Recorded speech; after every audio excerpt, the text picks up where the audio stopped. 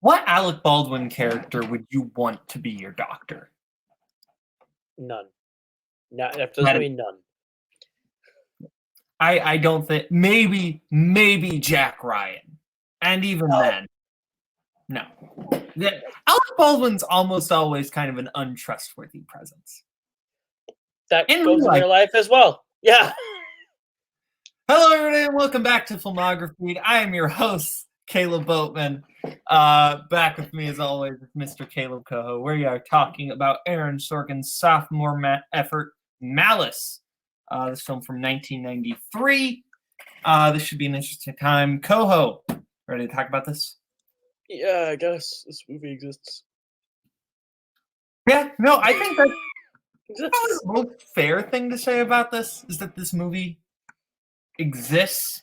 I can see how this film, like, early on, if this came out now, this would end Sorkin's career. If this back then, because this was the second one out the gate and it was nothing like the last one, I think they gave him one grace pass because he wrote a Best Picture nominee on the first one out. But I could see this being a career killer for someone. This is kind of rough. I also think it helps that this movie is part of a genre that at the time was very big. This was around the same time as The Hand That Rocks the Cradle and Basic Instinct and all these kind of vaguely erotic or just home thrillers. There were a lot of types of movies being made. And also, I don't think this bombed. It made $61 million, and I don't know what its budget is, but I'm guessing it did fine. I have no idea what the budget is. Let me see if I can find the budget. I can't find the budget on Wikipedia, which is where the extent of my research on something goes. Let me go to IMDb and see if there's a budget on that. Though apparently there is a village in or a place in Germany called Orlo-Druini that someone vandalized the Wikipedia page of. So you never know. And to say that now I own it, Payson Johnson did that. Anyway, it cost them $20 million to make Malice. Okay, so it at the very least made back its money and then some. So it made a small profit.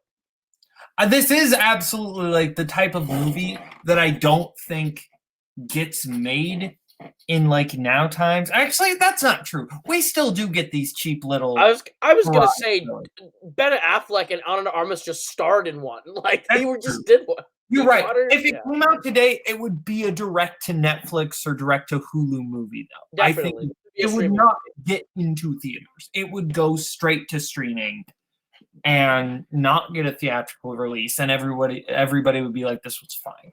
I will say, I do think in comparison to the last movie we talked about last week, A Few Good Men, when it comes to box office, A Few Good Men cost $41 million to make. It was a moderately expensive movie, and that's probably purely off Tom Cruise and Jack Nicholson salaries. But the movie worldwide made just shy of $244 million. That was a box office hit. So that was a major success. So Sorkin's first movie being a critical and financial hit, I think would have set up different expectations for the second one, especially working in that genre and still having stars, because it's Baldwin and Kidman and Pullman. You had stars in this movie. And you had future stars in this movie. And you have yesteryear's stars in this movie. So there's a lot of famous people in this movie that should have probably made this a little bit more of a financial success if the movie was better. So I think this is a little bit of a box office dud. Not too much, but a little bit.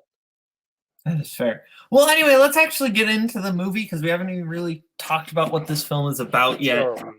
Though it's hard to talk about this plot because I don't want to talk about what this movie's about. I will try to give the most sanitized version of this plot that I possibly can. Basically, Bill Pullman and Nicole Kidman are newlyweds. They're living, the typical okie dokie life, and Bill Pullman comes back into the presence of former high schooler that he knew by the name of Jed Hill, who's a doctor, played by Alec Baldwin. who, let's just talk about it right now. Alec Baldwin is the only good thing about this movie. And I wouldn't necessarily even call him good. Like, I think he's solid, and he has one really good moment. Like, a really good moment. But the rest of this, he's, like, kind of doing the Alec Baldwin, I'm an asshole thing, which is what the character needs, but it's like, it's not like he's doing anything too incredibly special in this. I mean, I would go a little bit farther than you, because I think he has some other great moments outside of his one big scene, which we will talk about. But he has some good moments. Like, I really like his introduction when the guy was talking to me, and it's like, people don't like you very much. And then it's just like, that's ridiculous. Everybody likes me. And I think that's just like his delivery is really good on a lot of those. And I want to say this is like, before this, he didn't really have a whole lot of experience being creepy. I mean, in real life, sure. But in an actual movie, he hadn't gotten to be like a creep yet. And this is really the first time he gets to do that. And I think he's a fitting creep. He's well. That's true. I don't know. I like his performance, I guess, a little bit. I don't know. I just think he's not like too terribly special. I think he gets to do some good stuff, but everyone around him is rough. That is fair. I think the movie around him is less than he is. And I wouldn't say this is a performance that should have been in any Oscar consideration or anything. But for me, this was like the thing that saved the movie from being almost unwatchable outside of that one scene. But yeah, so anyway, Bill Pullman and Nicole Kidman trying to get pregnant. Nicole Kidman ends up needing to get surgery. It's revealed that she was pregnant, but Alec Baldwin has to take out one of her ovaries because he believes it's infected or would kill her, essentially. It's revealed that it wasn't, and that's kind of where the movie really starts. This movie takes a little bit, which is crazy because that's like 45 minutes into this movie. Yeah, like we're almost halfway through the movie when the plot actually kicks in. Yeah, it's just generally like the first 45 minutes are just Alec Baldwin being generally creepy, and that's really generally douchey, even. Yeah, just generally like douchey and creepy, and Bill Pullman and Nicole Kidman trying to sell you that they have any semblance of chemistry. Bill Pullman trying to sell you that he is an intelligent, family-oriented home man. And I think I buy that with Bill Pullman. I'm not saying I don't. I'm just saying he's laying it on thick to convince you that's what he is. And the thing that they do really hard is try and tell you that there's a world where Bill Pullman is in the same league as Nicole Kidman. They're trying to put you on that, like those two deserve each other. And you're like, do they? I don't think so. No offense to Bill Pullman, I guess R.I.P. But from some of the research I have conducted, women find Bill Pullman cute. Women find Bill Pullman cute from the research that I've conducted. The research conducted is that you've talked to probably your mom and your girlfriend, right? Yeah, correct or not correct? That both I have watched while you were sleeping multiple times, which stars Bill Pullman. And both my mom and my girlfriend find Bill Pullman cute. That is the extent of my research. Bill Pullman pulls in Iowa exclusively. You know what? That is probably true. He has major Iowa boy energy. I don't know where he is actually from, but he has Iowa boy energy. I'm gonna look up. Bill Pullman is from Hornell, New York. That is hilarious. That he has like such like Midwest boy energy despite being from New York. That's actually he graduated with a Master of Fine Arts degree in theater and was an adjunct professor at Montana State University.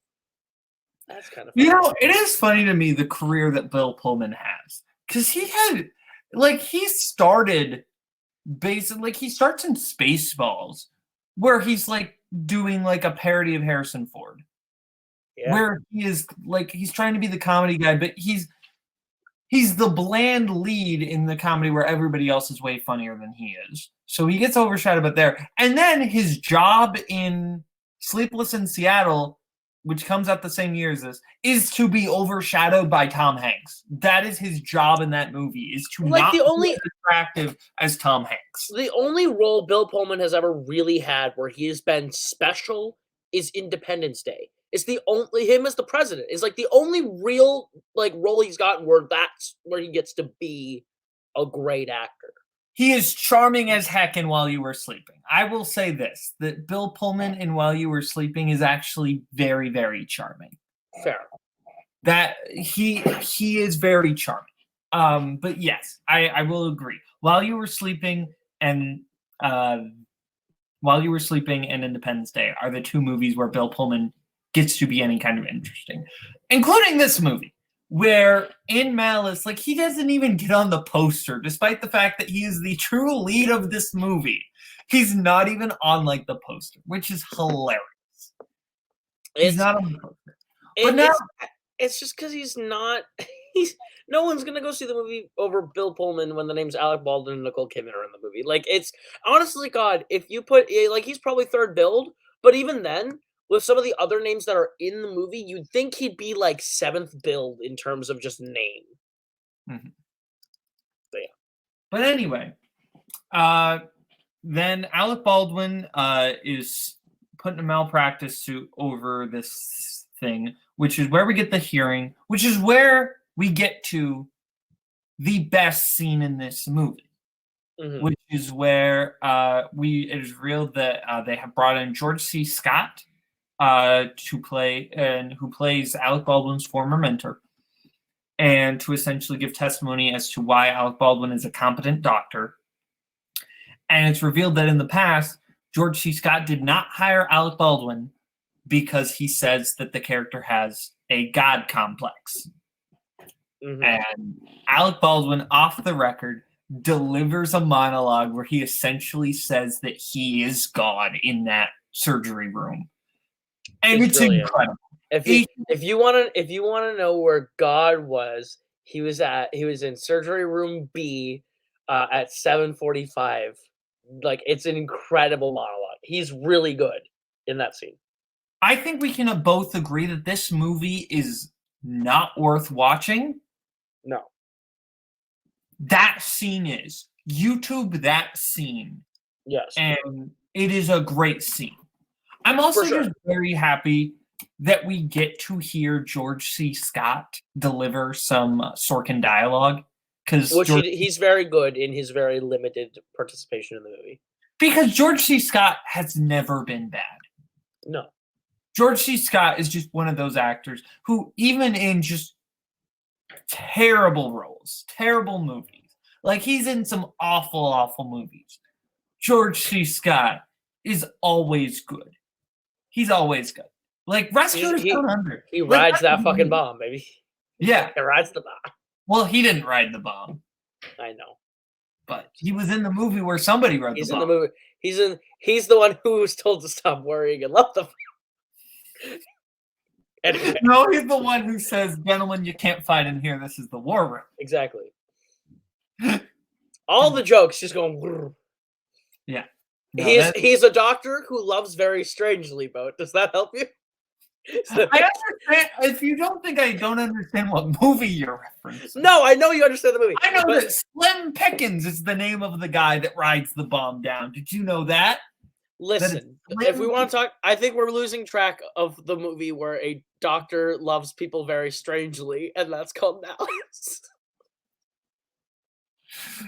I want to just point out very quickly that in 1990, Alec Baldwin was in the Woody Allen movie called Alice. And then 3 years later, he does this movie called Malice. Coincidence? I think not. He needed to do a movie called Palace and Phallus. Just keep running him down. Keep running him down. I love it. But no. Okay. Back on track here, which after this scene, the movie gets worse somehow. I think it's fair to say. I think once we get past the God complex and Alec Baldwin sort of becomes less consequential to the movie for a while, it gets rough. It gets really rough. And spoilers abound as they do with all of these. Yeah. But don't worry, because you don't need to see this movie. We're The gonna movie save you the need to watch the movie. the movie changes genre. Like, not that it didn't have certain thriller vibes, but this is when it becomes It like starts full-on out it thriller. starts out as maybe being more of a legal thriller, as more of a, like, hospital drama legal thriller is what the first, like, hour of this movie is, like, purported to be with a little bit of a crime element, and in the second half, it's like, "Hey, we're going full Mindhunter Fincher," but, like, at, like, 1% ability at being able to do that. It's like we're going for full sexy crime thriller. It's full like erotic thriller. That's what it Yeah, is. One of these like discount Basic Instinct, Fatal yeah. Attraction type pulpy thrillers that they did in the early 90s. There are so many of these. Some of them are enjoyable, like Pacific Heights. I feel like this is like the same vibe. Have you ever seen Pacific Heights? Michael Keaton, Matthew Modine, I have Melanie Griffith? not. That's actually kind of a good movie because Michael Keaton is essentially your Alec Baldwin equivalent in that one. And Michael Keaton always rules. And he's creepy AF. But back to Malice. Mhm. Then we like good. And I haven't even mentioned at this point, there's an entirely other movie going on about a serial killer named Earl that Bill Pullman, like that is killing Bill Pullman's students, and Bill Pullman is accused of being the serial killer. And that does not tie back into anything except for the fact that they needed Bill Pullman's sperm sample to prove that Bill Pullman isn't the killer. And that's how we then reveal that Bill Pullman is sterile and that Alec Baldwin and Nicole Kidman had sex. Yeah. It's this movie goes through a lot of leaps and bounds to, like, create twists and invent twists that aren't that interesting and don't add any new dynamic or layer. It's just like twist for the sake of twists, so something's happening, and I think that that's not very compelling drama. Which I think we should come here and say the good things about this movie are Sorkin, and the bad things are not his fault. You can clearly tell who wrote what between him and Scott Frank because they have very distinct writing styles, and both are terrific writers. They just don't mesh in one thing, especially when neither of them have the idea in the first place. And this is a William Goldman idea that he didn't want to write. So it's like all three of these ideas come together from three great writers, and it's crazy that this is the product that comes out of these three brilliant creative minds. And only one scene is like good, and it's clearly a Sorkin scene. This, to me, this whole thing is like combining mac and cheese, potato soup, and ice cream. That is what this movie feels like. It is just you feel that there are three different ideas and three different movies, each fighting for dominance, and none of them go together. And I don't think this movie is honestly any of the three writers' fault. I don't think this movie is Scott Oh, no. Frank's fault. It's obviously not William Golden's fault, and it's obviously not Sorkin's fault. But I don't think this movie is any of the writers' fault. Beyond just the fact of I think it's the fault of the producers for trying to get this movie made with all the tumultuous writing processes. Yeah. I also think director Harold Becker gets nothing out of this movie. No, he does nothing really the with it. main problem. He directs this movie like it's a TV movie. This movie feels like it's a made-for-TV movie. Yeah, definitely. It does not look very special. It does not totally feel very special. He does not do a good job of blending the different ideas. This guy is Harold Becker. He's not Director a of Sea of super Love. director. He's what? Director of Sea of Love. Director of the Pacino movie Sea of Love and City Hall. Also director of the little-known Tom Cruise movie Taps, the wrestling movie Vision Quest, and the movie that I've actually heard is good is The Onion Field. I've heard that movie is very good. But for the most part, like this is a movie of the week director. Like this is a guy who was just brought in. Definitely, yeah. The movie then reveals that Nicole Kidman is actually like a con artist and that Alec Baldwin and Nicole Kidman were like having there the whole time, and it just gets so convoluted. Well, it basically becomes this was all a plan from the beginning by Nicole Kidman and her lover Alec Baldwin to get a bunch of money and leave the country. And then Bill Pullman starts to become made aware of it, and in order to catch them, says that in his will he names the boy that lives across the way from them as a witness to them having an affair and working together and all the terrible shit that they've done that Pullman has found out. And then Kidman is like, all right, I'm going to go to Alec Baldwin and tell him, like, we need to kill the boy. And he's like, no, let's just take the money and run. So she kills him and then goes to kill the boy and goes to kill him, and it's a dummy. And then the police arrest her for attempted murder. And they find out that the boy is actually blind, is the final twist of the movie. So no matter what, he couldn't have been a witness. It's like crazy twist for twist for twist for twist. That like, and it's supposed to make you think that Bill Pullman is this brilliant guy. It's like, no, this fucking guy wouldn't have come up with this at all. And the cops wouldn't have come up with this at all because the detective he's working with is also an idiot. So it's like no one in this movie could come up with a plan like that. This movie is just so convoluted. It's you can tell there are just way too many cooks in this kitchen. That is, I think, at the end of the day, this is just a movie that had no idea what it wanted to be, and it feels like category soup. And I think the one thing that I felt, and I think you said this too, that felt interesting watching this movie was trying to figure out what part Sorkin actually wrote. That was the only real fun experiment of this, was to try and figure out who wrote what, and you could clearly see it. This is the first time we get Sorkin, because we don't get it in A Few Good Men. This is the first time we get Sorkin's signature ping pong dialogue. For those who don't know, Sorkin in a lot of his projects likes this kind of ping pong dialogue of characters kind of repeating each other. And it's been mocked to death. It's been, imitated and made fun of. I really like the ping pong dialogue. There's a certain musicality to it that I really like that rhythm. But some people disagree with me and they think it's really annoying. I like that. This is the first time we get it, and I think having it next to another writer, it does really stick out like a sore thumb, though. Definitely, and I think one of the big things that's interesting, I think for a while here, for a lot of these, we're gonna have to mention Robert Ebert, who likes Sorkin and doesn't like Sorkin, like the wind, just changes back and forth on what he thinks about Aaron Sorkin. He called this one of the busiest movies he'd ever seen. Jam-packed with characters, incidents, blind alleys, red herrings. It's the only movie that he can recall with an entire subplot about a serial killer that's just thrown in for atmosphere. And it's like, correct. Yeah. He's got it. This is like Ebert nails this movie in his review, if you've ever read it. He's got it down pat. It's really funny to hear him point it out like that, where it's like, yeah, the serial killer subplot does not matter. Never really comes back once they get Tobin Bell out of the movie. Mm-hmm. So it's like, there's really nothing going on. Gwyneth Paltrow's just in this to die for like a minute. Oh yeah, she is in exactly one scene and then she dies. That is Gwyneth Paltrow's role. And she looks a lot like Nicole Kidman hairstyle wise, which is like very confusing.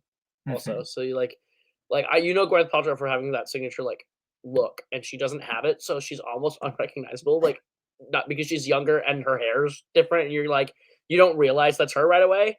So you're just like, it takes you a second, and she's not in it enough for you to then think about it really after she dies, for you to be like, oh yeah, that was Gwyneth Paltrow.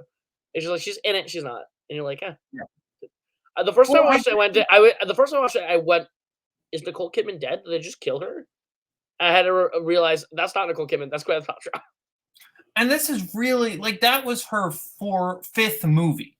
Yeah. Like, she had a small role in Hook, and then she has some other movies that are not super notable. She does this, and it's not really till she does 7 that she gets any traction. And then when she does 7, she starts getting going. But really, up until that point, it's just like, nope, you're just kind of she's.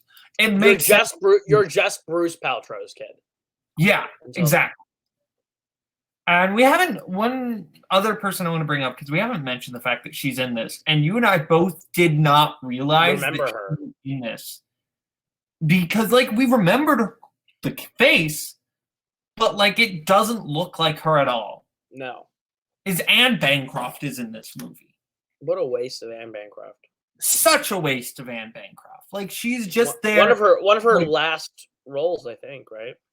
I want to say Ants was no. Yeah, Ants I think was maybe her last role. Right, but like she's in that spot where it's like, oh, she's winding down the career for sure. Okay, no, it's not Ants. Her last role is the 2008 computer animated movie Delgo. Do you remember Delgo? I don't remember Delgo. I feel like you're about to unlock a core memory by showing me a Look up poster or the something. poster for Delgo right now, and you will unlock something in your brain. That thing that will look familiar to you, and you will be freaked out by it. This does look familiar, but I don't know why. Because no one saw that movie. I feel like everyone remembers the poster. It looks like Avatar. It looks like Avatar and Planet 51 put together. And yeah, that movie was at the very least in production for 3 years because Anne Bancroft died in 2005. So, yeah. Damn. But yeah, no, Anne Bancroft just in the movie.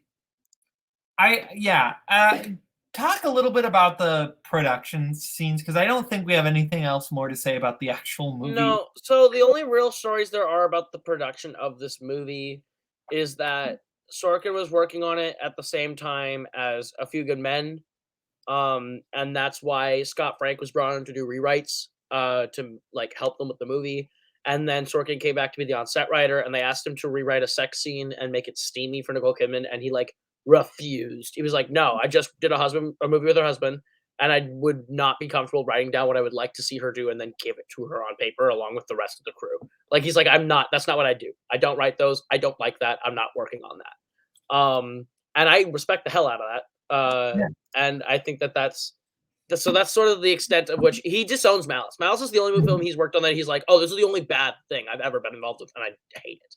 Hey, Like, I did just though have a realization. Sorkin, at least in movies that I can think of, but outside of Malice, I cannot think of a sex scene in a single Aaron Sorkin movie. No. There is not a sex scene in a single Aaron Sorkin movie. And the only like West Wing like sex scenes I can think of are like implied scenes would then show like post coitus. Like those are the only like Sam Seaborn waking up next to the hooker. Like yeah, you're right. I accidentally slept with a call girl. Accidentally? Did you trip on something? Did you trip on something and fall in the bed with her? Yeah, basically all we got on Malice. I think we can like start talking about like I think what we should do is talk about what's next for him leading into the American President, which is clearly what we're gonna do next week. But he spent after the American President the rest of the decade as a script doctor, and we'll talk a little bit more about his script doctoring I think next week as like a post wrap up on the American President. But he after this movie finds himself working as a consultant for Castle Rock, and with William Goldman as his creative consultant and friend. And they work on the American President. The first draft is 385 pages. If you've ever read a screenplay, unless it is a 4-hour movie, they usually stick to pretty close to 180 pages maximum. And it's like it is generally regarded that a minute is a page. Usually about a minute of your movie is about a page of screenplay. It is insane to have a 385 page script. The longest script I've ever read was 3,000 pages. It's an unproduced script. It is massive, and it is pretty good, but it is massive. What is this script? It is actually the first draft for a Super Mario Bros. Movie. It is 3,000 pages. It's ridiculous. But I'm sorry, we need to stop the show for a second because I need to address the fact that you psychopath decided to read a 3,000 long page Super Mario Brothers movie. It took a long time to get through. It's crazy. What? It's what possessed you to read a 3,000 long page Super Mario script? I read scripts. It was one of the best. It's one of the best. It's supposed to be one of the best unproduced scripts of all time. Is one of the first drafts of Super Mario Bros. Is 3,000 pages and is this giant sprawling world that basically adapts 8 of the video games into one there. It's nuts. It's like Dune. It's like if you read Dune, but it's Super Mario Bros. It's kind of crazy. Anyway, that sounds awful to me, actually. It's actually kind of dope, but I don't have an attachment to Mario. Super Mario of Arabia sounds terrible. Well, that's not what it is, but it's that length and that scale. Because it's a giant epic. I'm making a joke. Sure, but it's a giant epic style story about the Mushroom Kingdom and Mario, and it adapts the story of a bunch of the games into one. Basically, you could have broke that down into 8 different movies and made a franchise out of it. It's what they probably would have done. But in the 90s, a 3,000 page script for Mario was just never going to get made in the first place. But that shit is wild. It's crazy.